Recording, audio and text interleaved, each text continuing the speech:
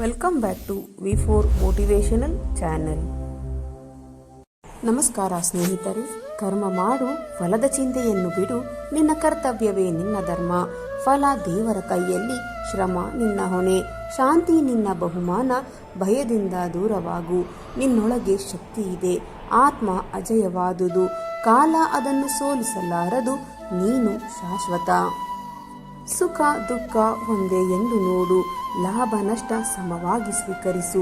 ಸಮಸ್ಯೆಯೇ ಯೋಗ, ಸ್ಥಿರ ಮನಸ್ಸೇ ಶಕ್ತಿ, ಅದೇ ಮುತ್ತಿಗೆ ಮಾರ್ಗ. ಕೋಪ ನಿನ್ನ ಶತ್ರು, ಆಸಕ್ತಿ ನಿನ್ನ ಬಂಧನ, ಜ್ಞಾನ ನಿನ್ನ ಆಯುಧವಾಗಲಿ, ವೈರಾಗ್ಯ ನಿನ್ನ ಕವಚವಾಗಲಿ, ಶಾಂತಿ ನಿನ್ನ ಗುರಿಯಾಗಲಿ. ನಿನ್ನ ಕರ್ತವ್ಯದಿಂದ ಓಡಬೇಡ, ಸತ್ಯ ಮಾರ್ಗವನ್ನು ಬಿಡಬೇಡ. ಧೈರ್ಯದಿಂದ ನಡೆದರೆ ದೇವರು ನಿನ್ನ ಜೊತೆ ಇರುತ್ತಾನೆ. ವಿಜಯ ನಿಶ್ಚಿತ, ದೇಹ ನಾಶವಾಗುತ್ತದೆ, ಆದರೆ ಆತ್ಮ ಅಮರ. ಜನ್ಮ ಮರಣ ಚಕ್ರದಲ್ಲಿ ಸತ್ಯ ಒಂದೇ, ಆತ್ಮದ ಅರಿವು. ನಿನ್ನ ಮನಸ್ಸನ್ನು ನಿಯಂತ್ರಿಸು, ಇಂದ್ರಿಯಗಳನ್ನು ವಶಪಡಿಸು, ಬುದ್ಧಿಯನ್ನು ಶುದ್ಧಗೊಳಿಸು, ಜ್ಞಾನವನ್ನು ಬೆಳೆಸು, ಆಗ ನೀನೇ ಯೋಗಿ.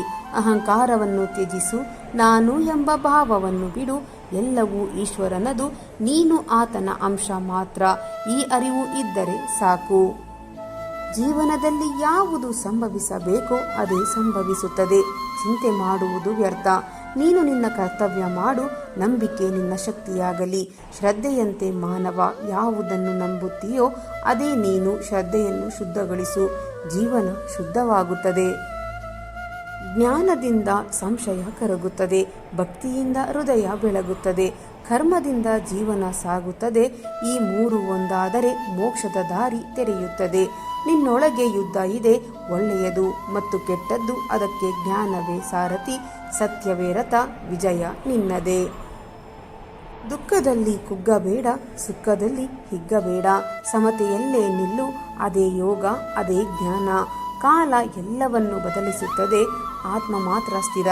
ಇದನ್ನು ಅರಿತು ಬದುಕು, ಭಯ ತೊಲಗುತ್ತದೆ, ಶಾಂತಿ ದೊರೆಯುತ್ತದೆ. ಭಕ್ತಿ ಇಲ್ಲದೆ ಜ್ಞಾನ ವ್ಯರ್ಥ, ಕರ್ಮ ಇಲ್ಲದೆ ಭಕ್ತಿ ಅಪೂರ್ಣ, ಸಮತೆ ಇಲ್ಲದೆ ಜೀವನ ಅಶಾಂತ. ಮೂರನ್ನು ಸೇರಿಸು, ಜೀವನ ಪೂರ್ಣವಾಗುತ್ತದೆ. ನಿನ್ನ ಶತ್ರು ಹೊರಗಿಲ್ಲ, ಅದು ನಿನ್ನ ಮನಸ್ಸಿನಲ್ಲಿ. ಆಲೋಚನೆ ಶುದ್ಧಗೊಳಿಸು, ಜೀವನ ರೂಪಾಂತರಗೊಳ್ಳುತ್ತದೆ, ನೀನೇ ಶಿಲ್ಪಿಯಾಗುತ್ತೀಯ. ಸತ್ಯದ ದಾರಿ ಕಷ್ಟ, ಆದರೆ ಶಾಶ್ವತ. ಸುಳ್ಳಿನ ದಾರಿ ಸುಲಭ, ಆದರೆ ನಾಶಕಾರಿ. ಆಯ್ಕೆ ನಿನ್ನದು. ನಿನ್ನ ಶಕ್ತಿ ನಿನ್ನೊಳಗೆ, ದೇವರನ್ನು ಹೊರಗೆ ಹುಡುಕಬೇಡ. ಶುದ್ಧ ಮನಸ್ಸಿನಲ್ಲಿ, ಆತ್ಮದಲ್ಲೇ ಈಶ್ವರನ ವಾಸ. ಆಸಕ್ತಿ ಬಂಧಿಸುತ್ತದೆ, ವೈರಾಗ್ಯ ಬಿಡಿಸುತ್ತದೆ, ಜ್ಞಾನ ಬೆಳಗಿಸುತ್ತದೆ. ಕರ್ಮವೇ ಪೂಜೆ, ಕರ್ತವ್ಯವೇ ಯಜ್ಞ, ಶ್ರದ್ಧೆಯೇ ಅಗ್ನಿ, ಸತ್ಯವೇ ಹೋಮ, ಜೀವನವೇ ಭಗವದ್ಗೀತೆ. ಯಾವುದನ್ನು ಶಾಶ್ವತ ಎಂದು ಭಾವಿಸಬೇಡ, ಬದಲಾವಣೆ ಕಾಲದ ಧರ್ಮ. ಇದನ್ನು ಒಪ್ಪಿಕೊಂಡಾಗ ದುಃಖ ಕರಗುತ್ತದೆ, ಬುದ್ಧಿ ಬೆಳೆಯುತ್ತದೆ.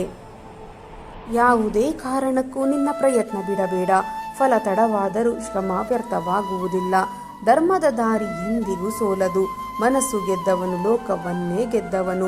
ಇಂದ್ರಿಯಗಳನ್ನು ವಶಪಡಿಸಿಕೋ, ಶಾಂತಿ ಸಿಗುತ್ತದೆ, ಆಗ ಜೀವನ ಸುಂದರ ಕಾಂಡ. ನಿನ್ನ ಪಾತ್ರ ನೀನು ನಿಭಾಯಿಸು, ಫಲವನ್ನು ಸಮರ್ಪಿಸು. ಅಹಂಕಾರವನ್ನು ಬಿಡು, ಈಶ್ವರನನ್ನು ನಂಬು, ಭಯಮುಕ್ತನಾಗುತ್ತೀಯ. ಯುದ್ಧ ಹೊರಗಲ್ಲ, ಅದು ಒಳಗಿದೆ. ಅಜ್ಞಾನದ ವಿರುದ್ಧ ಜ್ಞಾನದ ಯುದ್ಧ, ಭಯದ ವಿರುದ್ಧ ಧೈರ್ಯದ ಯುದ್ಧ. ಗೀತೆ ನಿನಗೆ ಮಾರ್ಗದರ್ಶಿ. ಪ್ರತಿ ಉಸಿರಲ್ಲೂ ಜಾಗೃತಿ, ಪ್ರತಿ ಹೆಜ್ಜೆಯಲ್ಲೂ ಧರ್ಮ, ಪ್ರತಿ ಕಾರ್ಯದಲ್ಲೂ ಶ್ರದ್ಧೆ. ಇದೇ ಯೋಗ, ಇದೇ ಜೀವನ. ನಿನ್ನನ್ನು ನೀನು ಅರಿತುಕೋ, ಅದೇ ಮಹಾ ಸಾಧನೆ.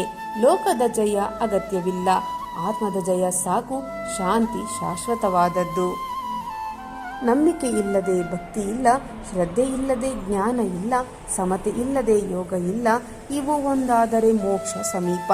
ನೀನು ಜೀವನದ ಯುದ್ಧ ಭೂಮಿ, ಧರ್ಮವೇ ನಿನ್ನ ಧ್ವಜ, ಕೃಷ್ಣನೇ ಸಾರಥಿ, ಗೀತೆಯೇ ಮಾರ್ಗದರ್ಶಿ, ವಿಜಯ ನಿಶ್ಚಿತ. ದೇಹದ ಮೇಲೆ ಬೀಳುವ ಪೆಟ್ಟಿಗಿಂತ ನಂಬಿಕೆಯ ಮೇಲೆ ಬೀಳುವ ಪೆಟ್ಟು ಹೆಚ್ಚು ನೋವು ಕೊಡುತ್ತದೆ. ಕೆಲವರು ಸುಳ್ಳು ಹೇಳುತ್ತಿದ್ದರೂ ಅದು ನಮಗೆ ಗೊತ್ತಿರುತ್ತದೆ, ಆದರೂ ನಾವು ಗೊತ್ತಿಲ್ಲದವರಂತೆ ಸುಮ್ಮನೆ ಇರುತ್ತೇವೆ. ಏಕೆಂದರೆ ಇವತ್ತಲ್ಲ ನಾಳೆ ಬದಲಾಗುತ್ತಾರೆ ಎನ್ನುವ ನಂಬಿಕೆಯಿಂದ.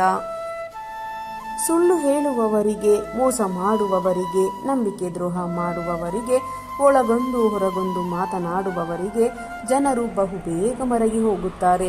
ಅದೇ ಇದ್ದದ್ದನ್ನು ಇದ್ದ ಹಾಗೆ ಸತ್ಯವನ್ನು ನುಡಿಯುವವರನ್ನು ಕಂಡರೆ ನಿಷ್ಠೂರವಾಗಿ ನೋಡುತ್ತಾರೆ. ಜೀವನದಲ್ಲಿ ಎಷ್ಟೋ ಜನ ಪರಿಚಯ ಆಗುತ್ತಾರೆ, ಆದರೆ ನಮ್ಮ ಸಂತೋಷಕ್ಕೆ ಕೆಲವರು ಮಾತ್ರ ಕಾರಣವಾಗುತ್ತಾರೆ. ಅವರೇ ನಮ್ಮ ನಿಜವಾದ ಸ್ನೇಹಿತರು. ಹುಟ್ಟು ನಮ್ಮದಲ್ಲ, ಸಾವು ಕೂಡ ನಮ್ಮದಲ್ಲ, ಭೂಮಿಯು ನಮ್ಮದಲ್ಲ, ಈ ಪ್ರಕೃತಿ ನಮ್ಮದಲ್ಲ. ಆದರೆ ನಮ್ಮದು ಅಂತ ನಮ್ಮ ಜೊತೆ ಇರುವುದು, ಉಳಿಯುವುದು ಕೇವಲ ನಂಬಿಕೆ, ಸ್ನೇಹ ಮಾತ್ರ. ಅವಕಾಶ ಸಿಕ್ಕಿದೆ ಎಂದು ಯಾರಿಗೂ ನೀವು ಅವಮಾನ ಮಾಡಬೇಡಿ. ಸಮಯ ಒಂದೇ ರೀತಿ ಇರುವುದಿಲ್ಲ. ಸಮಯವು ಎಲ್ಲರಿಗೂ ಅವಕಾಶ ಮಾಡಿಕೊಡುತ್ತದೆ. ಇಂದು ಕೆಳಗೆ ಬಿದ್ದವನು ನಾಳೆ ಮೇಲೆ ಏಳಲೇಬೇಕು. ನೀವು ಮಹಾನ್ ವ್ಯಕ್ತಿಯಾಗಿಯೇ ಯಾವುದಾದರೂ ಕೆಲಸವನ್ನು ಆರಂಭಿಸಬೇಕಾಗಿಲ್ಲ. ಆದರೆ ನೀವು ಮಾಡುವ ಕೆಲಸದಿಂದ ಮಹಾನ್ ವ್ಯಕ್ತಿಯಾಗಬೇಕೆಂಬ ಸಂಕಲ್ಪ ಮಾತ್ರ ಯಾವತ್ತೂ ಇರಲಿ. ಜೀವನದಲ್ಲಿ ಮತ್ತೆ ಬಾರದ ಈ 5 ಅಂಶಗಳು ಎಂದರೆ: ನದಿಯಲ್ಲಿ ಎಸೆದ ಕಲ್ಲು, ಕಳೆದು ಹೋದ ಸಮಯ, ಒಮ್ಮೆ ಆಡಿದ ಮಾತು, ಕಳೆದುಕೊಂಡ ಸಂದರ್ಭ, ಕಳೆದುಕೊಂಡ ನಂಬಿಕೆ. ಕೈಗಳಿಲ್ಲದ ಬೀಗಗಳು ತಯಾರಾಗುವುದೇ ಇಲ್ಲ. ಪರಿಹಾರವಿಲ್ಲದ ಕಷ್ಟಗಳು ಇಲ್ಲ. ತೊಂದರೆಗಳನ್ನು ನಿವಾರಿಸಿಕೊಳ್ಳಲು ತಾಳ್ಮೆ ಬೇಕು ಅಷ್ಟೇ. ಜೀವನದಲ್ಲಿ ಯಶಸ್ಸು ಹೇಗಿರಬೇಕೆಂದರೆ, ನಮ್ಮನ್ನು ತಿರಸ್ಕರಿಸಿ ಹೋದವರೆಲ್ಲ ಮತ್ತೆ ನಮ್ಮನ್ನು ಹುಡುಕಿಕೊಂಡು ಬರುವಂತಿರಬೇಕು. ಕಾಯಲು ಮೇಲೊಬ್ಬ ಇರುವಾಗ ಕಾಯಕವಿಲ್ಲದ ಕೊಂಕು ಮಾತಿಗೆ ಏಕೆ ಕೊರಗುತ್ತೀರಾ?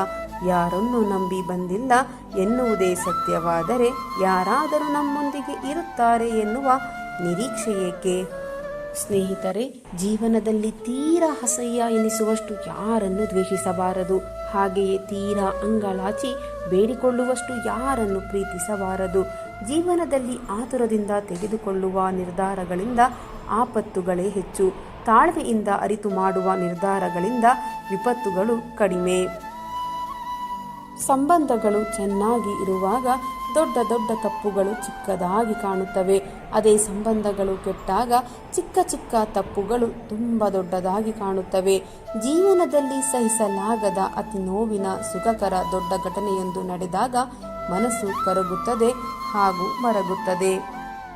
ಸ್ವಲ್ಪ ದಿನಗಳ ನಂತರ ಅದು ಗಟ್ಟಿಯಾಗುತ್ತದೆ.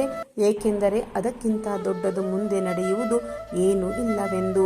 ಬದಲಾಗಬೇಕಾಗಿರುವುದು ನಮ್ಮ ಹಣೆಬರಹ ಅಲ್ಲ, ಮೊದಲು ನಾವು ಬದಲಾಗಬೇಕು. ನಾವು ನೋಡುವ ದೃಷ್ಟಿಕೋನ ಬದಲಾಗಬೇಕು. ಬದಲಾದಂತೆ ಕಾಣುತ್ತದೆ. ಜೀವನದಲ್ಲಿ ಒಂಟಿಯಾಗಿರುವುದಕ್ಕೆ ಆದಷ್ಟು ಪ್ರಯತ್ನಿಸು. ಏಕೆಂದರೆ ಜೀವನ ಪೂರ್ತಿ ನಿನ್ನ ಜೊತೆಯಲ್ಲೇ ಇರುತ್ತೇನೆ ಅಂತ ಹೇಳಿದವರೇ ನಿನ್ನನ್ನು ಬಿಟ್ಟು ಹೋಗುತ್ತಾರೆ. ಮಲ್ಲಿಗೆಗೆ ಸುವಾಸನೆ ಕೊಟ್ಟ ಭಗವಂತ ಆಯಸ್ಸನ್ನು ಕೊಡಲು ಮರೆತ. ವಜ್ರಕ್ಕೆ ಹೊಳಪು ಮತ್ತು ಆಯಸ್ಸನ್ನು ಕೊಟ್ಟ ಭಗವಂತ ಕಲ್ಲನ್ನಾಗಿಸಿದ. ಭಗವಂತ ಎಲ್ಲರಿಗೂ ಒಂದೊಂದು ಕೊರತೆಯನ್ನು ಕೊಟ್ಟಿರುತ್ತಾನೆ. ಮನೆ ಸಣ್ಣದಾದರೂ ಮನಸ್ಸು ದೊಡ್ಡದಿರಲಿ. ಹೃದಯ ಚಿಕ್ಕದಾದರೂ ಪ್ರೀತಿ ಸ್ನೇಹ ಬೆಟ್ಟದಷ್ಟಿರಲಿ. ಹಣದಲ್ಲಿ ಬಡತನ ಇದ್ದರೂ ಗುಣದಲ್ಲಿ ಶ್ರೀಮಂತಿಕೆ ಇರಲಿ. ನೆನಪಿರಲಿ ಸ್ನೇಹಿತರೆ, ಕೋಪ ಮಾಡಿಕೊಳ್ಳುವವರನ್ನು ಯಾವತ್ತೂ ಅವಮಾನಿಸಿ ದೂರ ತಳ್ಳಬೇಡಿ. ಕೋಪದ ಹಿಂದೆ ಕಲ್ಪನೆಗೂ ಸಿಗದ ಪ್ರೀತಿ ಇದೆ ಎಂಬುದನ್ನು ಮರೆಯದಿರಿ. ಅವಶ್ಯಕತೆ ಇದ್ದಾಗ ಮಾತ್ರ ನಮ್ಮನ್ನು ನೆನಪು ಮಾಡುವವರೇ ಬುದ್ಧಿವಂತರು. ಅವರ ಮೇಲೆ ಅತಿಯಾದ ನಂಬಿಕೆ ಇಟ್ಟ ನಾವೇ ಶತದಡ್ಡರು. ಸಮಯ ಮತ್ತು ಪರಿಸ್ಥಿತಿ ಯಾವ ಕ್ಷಣದಲ್ಲಾದರೂ ಬದಲಾಗಬಹುದು. ಆದ್ದರಿಂದ ಯಾರನ್ನು ಅವಮಾನ ಮಾಡಬೇಡಿ, ಕೀಳಾಗಿ ನೋಡಬೇಡಿ. ನೀವು ಶಕ್ತಿಶಾಲಿಯಾಗಿರಬಹುದು, ಆದರೆ ಸಮಯ ನಿಮಗಿಂತ ಶಕ್ತಿಶಾಲಿ ಎಂಬುವುದು ನೆನಪಿರಲಿ. ನಮಗೆ ಗೌರವ ಕೊಡದವರ ಬಗ್ಗೆ ಯೋಚಿಸುತ್ತಾ ಕಾಲ ಕಳೆಯುವಷ್ಟು ಬದುಕು ದೊಡ್ಡದಲ್ಲ. ಅದೇ ಸಮಯವನ್ನು ನಮ್ಮನ್ನು ಪ್ರೀತಿಸುವವರೊಂದಿಗೆ ಕಳೆದು ನಿರಾಳರಾಗೋಣ. ಜೀವನದಲ್ಲಿ ಒಮ್ಮೆ ಕೆಳಗೆ ಬೀಳಲು ಪ್ರಯತ್ನಿಸು. ಯಾರು ನಿನ್ನನ್ನು ಎತ್ತಿಕೊಳ್ಳಲು ಬರುವುದಿಲ್ಲ. ನೀನು ಸ್ವಲ್ಪ ಎದ್ದು ನೋಡು, ಎಲ್ಲರೂ ನಿನ್ನನ್ನು ಬೀಳಿಸಲು ಬಂದೇ ಬರುತ್ತಾರೆ. ಎಷ್ಟೇ ಉನ್ನತವಾದ ಸ್ಥಾನವನ್ನು ಸಾಧಿಸಿದರೂ ಪರವಾಗಿಲ್ಲ, ಎಷ್ಟೇ ದೊಡ್ಡ ಪದವಿ ಪಡೆದರೂ ಪರವಾಗಿಲ್ಲ, ನೀವು ಮಾತನಾಡುವ ರೀತಿ ಮತ್ತು ಮಾನವೀಯತೆಯನ್ನು ಕಲಿಯದಿದ್ದರೆ ನೀವು ಅನಕ್ಷರಸ್ಥ ವ್ಯಕ್ತಿಗೆ ಸಮಾನ. ಸ್ನೇಹಿತರೆ, ಇಂದಿನ ಈ ನನ್ನ ವಿಡಿಯೋ ನಿಮ್ಮ ಮನಸ್ಸಿಗೆ ಸ್ವಲ್ಪವಾದರೂ ಪ್ರೇರಣೆ ನೀಡಿದರೆ ವಿಡಿಯೋಗೆ ಒಂದು ಲೈಕ್ ಮಾಡಿ, ಶೇರ್ ಮಾಡಿ. ನಿಮ್ಮ ಅಭಿಪ್ರಾಯವನ್ನು ಕಮೆಂಟ್ ಬಾಕ್ಸ್ನಲ್ಲಿ ಹಂಚಿಕೊಳ್ಳಿ. ನನ್ನ ಪ್ರಯತ್ನ ನಿಮಗೆ ಇಷ್ಟವಾಗಿದ್ದರೆ ದಯವಿಟ್ಟು ಈಗಲೇ ನನ್ನ ಚಾನಲನ್ನು ಸಬ್ಸ್ಕ್ರೈಬ್ ಮಾಡಿಕೊಳ್ಳಿ. ಮತ್ತೆ ಮುಂದಿನ ವಿಡಿಯೋದಲ್ಲಿ ಇದೇ ರೀತಿಯ ಹೊಸ ಮೋಟಿವೇಶನಲ್ ಮಾಹಿತಿಯೊಂದಿಗೆ ಭೇಟಿಯಾಗೋಣ. ಅಲ್ಲಿಯವರೆಗೆ ಸಕಾರಾತ್ಮಕವಾಗಿ ಯೋಚಿಸಿ ಸಂತೋಷವಾಗಿ ಬಾಳಿರಿ. ಧನ್ಯವಾದಗಳು.